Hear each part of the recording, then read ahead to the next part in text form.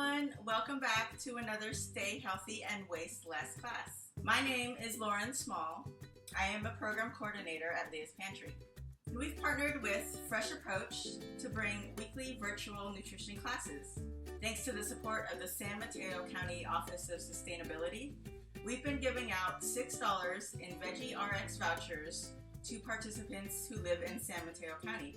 Now we're bringing this to everyone, so the first 20 people to fill out this link below will be able to get those vouchers as well.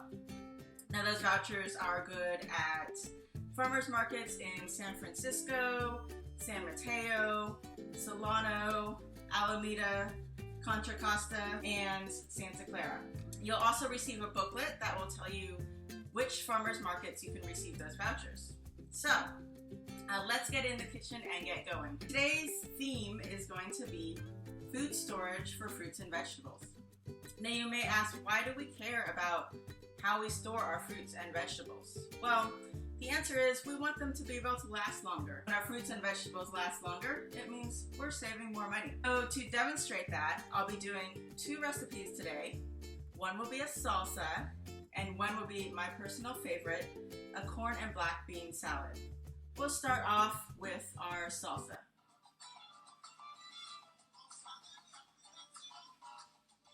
Okay, not that kind of salsa. We'll save that for our dance class later. Now we're gonna start off with some cut up tomatoes here. Tomatoes are a fruit that actually give off a gas that make other fruits and vegetables ripen quicker. So we want to be storing our tomatoes a little further away from other fruits and vegetables. Next we have our onion, diced up. I know I barely use the whole thing. So if I do have leftover, I want to keep the skin on the onion and place that in the refrigerator so that it'll last longer. Next we have garlic here. It smells so good. So garlic you want to leave in the whole bulb here, and that'll last about a month. We're going to store that in a cool, dry place. Next up we have cilantro. And cilantro, like many herbs, is very delicate. It'll usually last about 2 to 3 days. So one of the tricks with cilantro, remember you're always using the stems as well, those taste just as good, is you can put those into a glass of water, place that in your refrigerator, and those will last a little longer than the normal 2 to 3 days. Also, what I like to do is chop them up, put them into ice cube trays with water or olive oil, and put them in the freezer so that I can use them at a later date. Next up we have lime here. The limes, as well as other citrus, will last about 3 weeks if we put them in the refrigerator, which is great to know because I like to keep lemons and limes around, but don't always want to go to the store to buy them. And then our last thing here, we're just going to add a little bit of salt, pepper to taste.